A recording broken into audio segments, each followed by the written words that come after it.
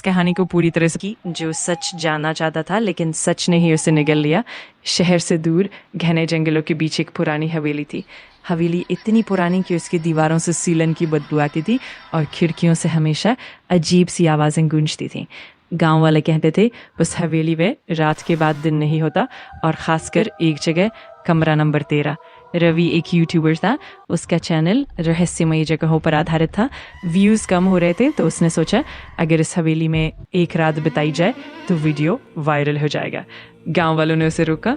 एक बूढ़े ने कहा, बेटा वहाँ मत जाना, जो गया है वो लौटा नहीं। रवि हंसा, कैमरा ऑन किया और बोला, दोस्तों ये सब अफवाह है।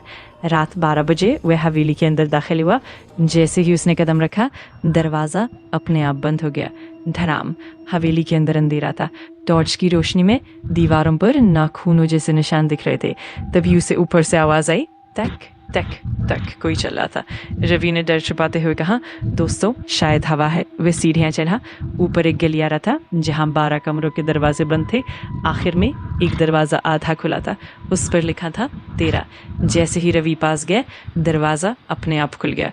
कमरे में एक पुराना आईना था। आईने पर धूल जमी थी। रवि ने जैसे ही धूल साफ की, उसकी सांस रुक गई। आईने में उसका प्रतिबिंब थोड़ा देर से हिल रहा था। रवि ने हाथ उठाया। आईने वाला रवि मुस्कुराया। फिर आईने से आवाज़ आई, इतने सालों बाद कोई तो आया। रवि पीछे हटा कि कौन हो तुम?